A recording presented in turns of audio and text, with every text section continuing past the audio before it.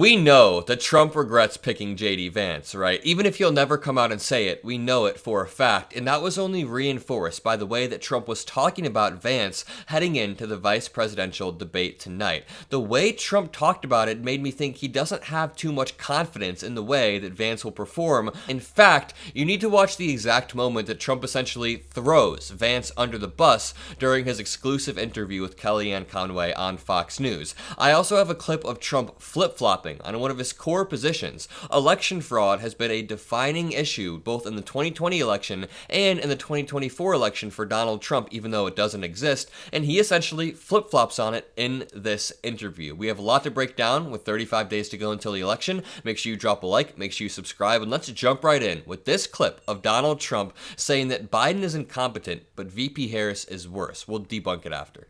Biden's incompetent. And she's worse. She's actually worse than him. She has no clue. You watch Oprah. Oprah wanted to climb under the table. This woman had no clue. She speaks in general. No, but can you imagine her dealing with granularly. President Xi? Can you imagine with President Xi? But the one good thing is, and it's not good enough to have gone through it, but it is what it is.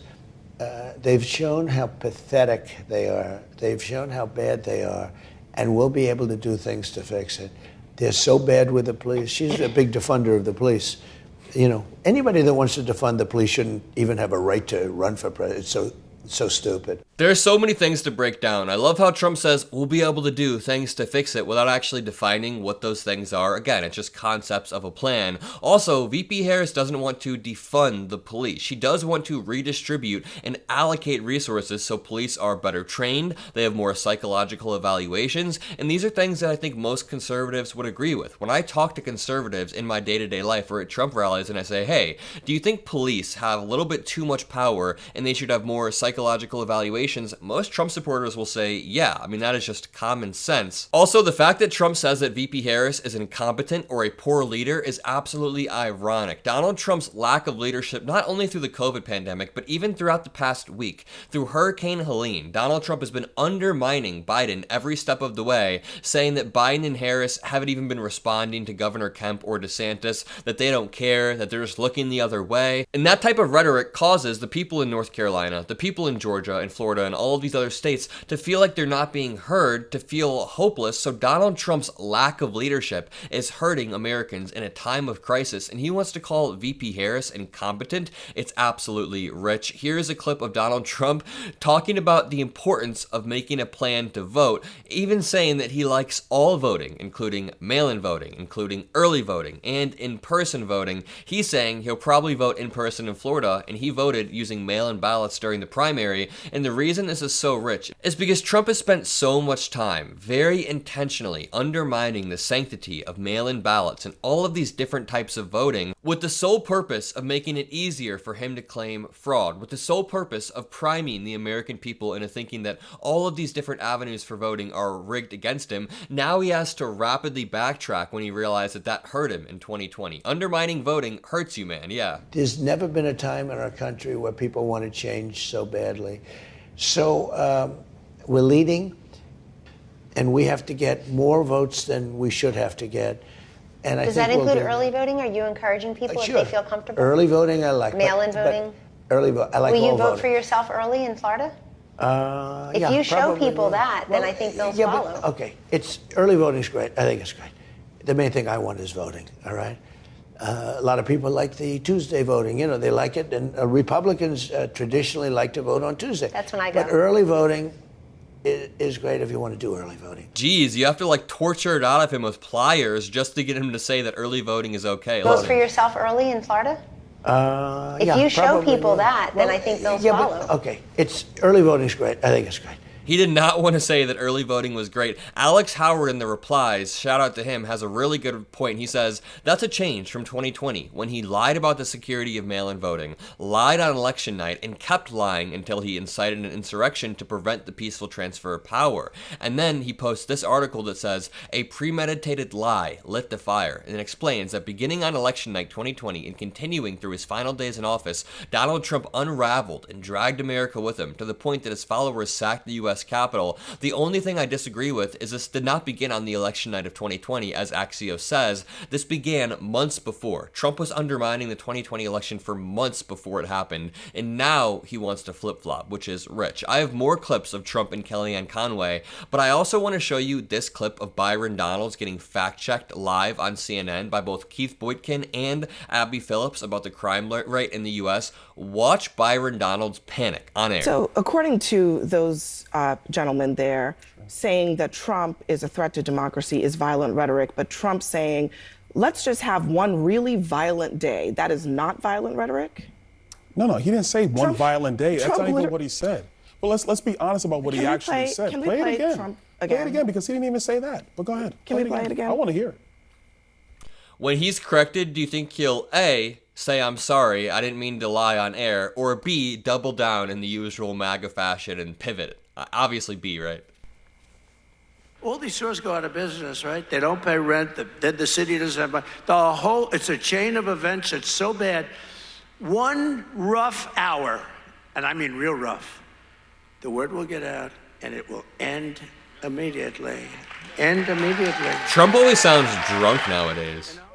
How is that not violent rhetoric? We have to acknowledge the reality going on in every city in America. Not answering the question. Crime is Not answering the question. That is answering the question. Because the reality in America, hold on, Keith, the reality in America is that crime is massively up. Crime is not massively up. That's a lie. You can bang the table all you want, but you're that's lying, not true. Congressman. You're lying. We already know that there are cities. The FBI just released data this week that crime is going down. We already know that. Oh my God!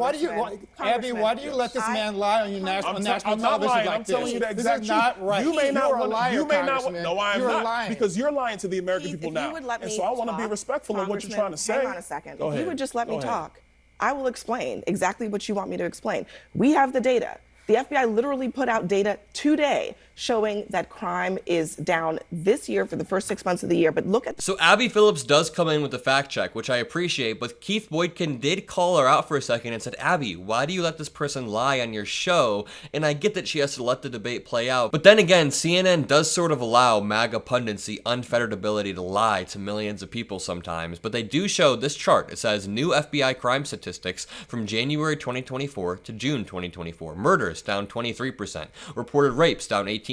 Robberies down 14%. Property crime down 13%. Aggravated assault down 8%. This article reads, murder and other violent crime dropped across the U.S. last year, FBI data shows. And this is new data that shows the crime statistics from 2022 to 2023. This article came out on September 23rd, so just a week ago.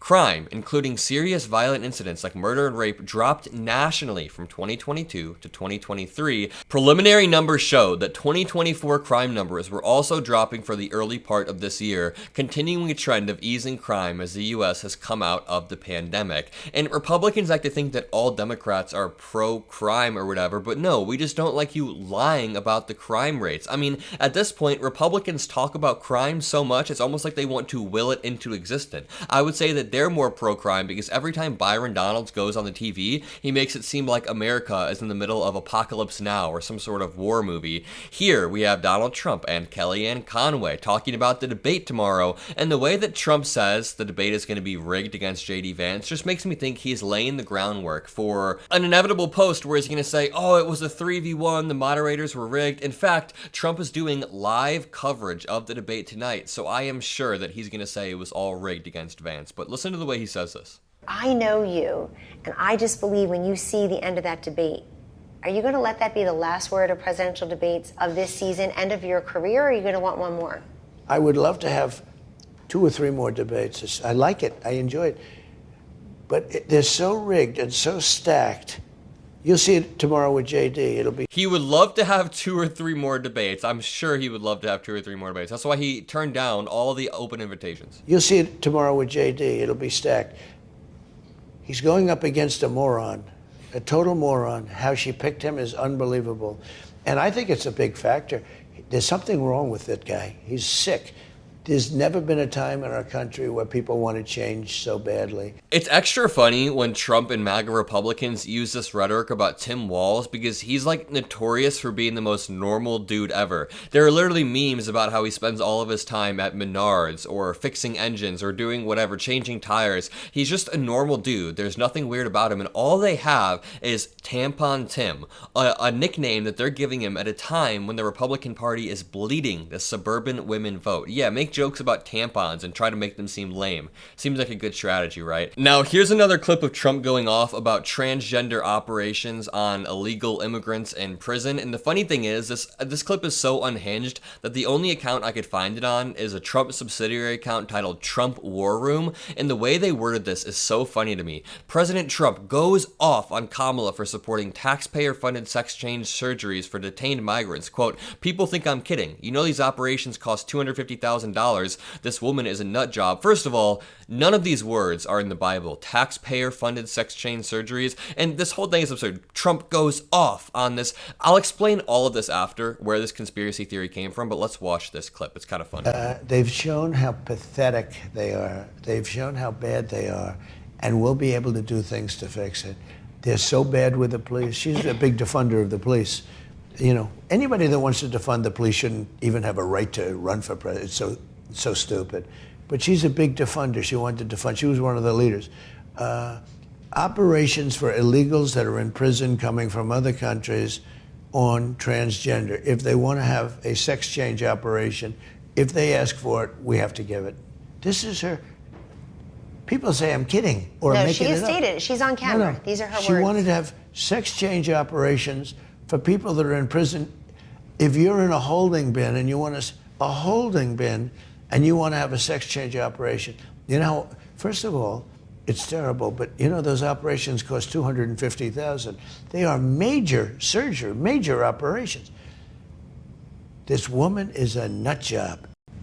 She's the nut job. She's the extreme one. You're the one that rambles on about McDonald's and transgender operations every chance you get. But here's where this lie comes from. Back in 2019 or 2020, VP Harris filled out a questionnaire that asked, do you think people in prison, including immigrants, should have access to all forms of healthcare? And she said yes. And they're taking that to mean all forms of healthcare. They're taking that broad term to mean, oh, she's down for transgender operations. She's down for this or that. When any normal human being would check that off, yes. I mean, are you supposed to say no? People in prison don't get any sort of healthcare. Immigrants in prison don't get any sort of healthcare if they need it. So it was a questionnaire where she put a rational answer, and now they're trying to blow it up into this national story, as they always do. Here's another clip of Trump calling VP Harris the border czar, which is a lie. We can talk about Langford's bill and the crime rates after this clip. She's the worst border czar.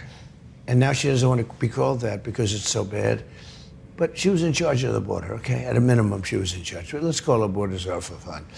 Look, she was the worst in the history of the world. There's never been anything like it. There's never been a border like in the world. There's never been, we have at least 21 million people that came in during her time.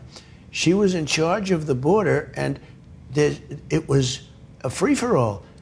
We don't know who and where they come from. We have no idea. They call it parts unknown. You know, they have an expression, parts unknown. Almost everybody, they say parts unknown. They come from the Congo in Africa. They come from all over the Middle East, some of the most hostile countries to us. We're allowing terrorists in our country at a level that we've never done. And the drugs pouring over. You got those overdose The drugs are deaths 10 times more than they were with me. Yeah. You know, I had the safest border, that famous chart, right? I love that chart. I kiss it every night. I go to bed with it every night. I hold. Trump has turned his assassination attempt into this weird comedy routine every time he does a rally, while conveniently ignoring the fact that Corey Comparator died. It seems like we care more about Corey than they do. But I want to read this article really quickly titled "Fact-Checking Trump's Migrant Murderers Claims." Trump says Harris is responsible, but DHS says the figures are misrepresented. And the reason why I want to read this is because this was posted yesterday, September 30th, 2024. and this is an absolutely new lie that Donald Trump is telling relating back to these ICE numbers. And Trump supporters have been emailing me about this over and over. They've been saying, hey, what do you think about these new ICE numbers? And I want to put an end to this lie once and for all. The onus is now on us. Former President Trump has been tossing out some eye-popping figures for how many illegal immigrants with criminal convictions he says VP Harris has allowed into the country on her watch. But the Department of Homeland Security itself says the data is being misrepresented. Representative Tony Gonzalez, a Republican from Texas, in March requested figures from the U.S. Immigration and Customs Enforcement, and they got them from ICE. Quote, as of July 2024, there were 662,000 non-citizens with criminal histories on ICE's national docket, the congressman posted. 13,000 criminally convicted murderers, he said. Trump posted the same numbers on his Truth Social platform on Friday as Harris was touring the southern border, and Trump obviously didn't fact check this stuff. It's insane to me that we have a presidential candidate that can post stuff or say stuff on national TV that he has no fact checking mechanism for. No one around him fact checks it, so he tells lies on the debate stage. Quote, Kamala should immediately cancel her news conference because it was just revealed that 13,000 convicted murderers entered our country again. That is false, and we'll say why. He's repeated these allegations, but most of these 424,000 convicted criminals were already on ICE's radar before the Biden administration. According to ICE's 2023 budget overview, as of June 5th, 2021, there were 400,000 convicted criminals, so there's only been a 20,000 criminal increase. So that means it's increased by 3 or 4% since Biden took office, and the vast majority, the bulk of these criminals came in before Biden and Harris took office. Again, this was over a 30-40 year period. More than 368,000 convicted criminals were on the 9-10 docket in August of 2016. So if we do some quick math right here, between 2016 and 2021, the number increased by basically 40K, and that same number is increased by 20K since Biden took over. So that is half the amount. He completely misrepresented these numbers. Quote, it's over a decade-long period and distorts the fact that these people are potentially not in ICE custody, but in the detention and custody of other federal, state, and local law enforcement agencies, Jason P. Hauser texted to ABC News. If you look at the data released by the past 3 administrations and compare, you can see clearly that these numbers are being spun and distorted by Congressman Gonzalez and Donald Trump in what seems to be an attempt to put 40 years of failed immigration policy on the backs of one administration. Yeah, that is what I've been saying for a while now. There are definitely problems with what's going on at the border. The policy has been a mess for decades. It needs to be smoothed out, and the idea that you can blame it all on one administration is absolutely absurd. If you enjoyed this video, if you appreciate what I do, drop a like, hit that subscribe button, have a great rest of your day, and peace out.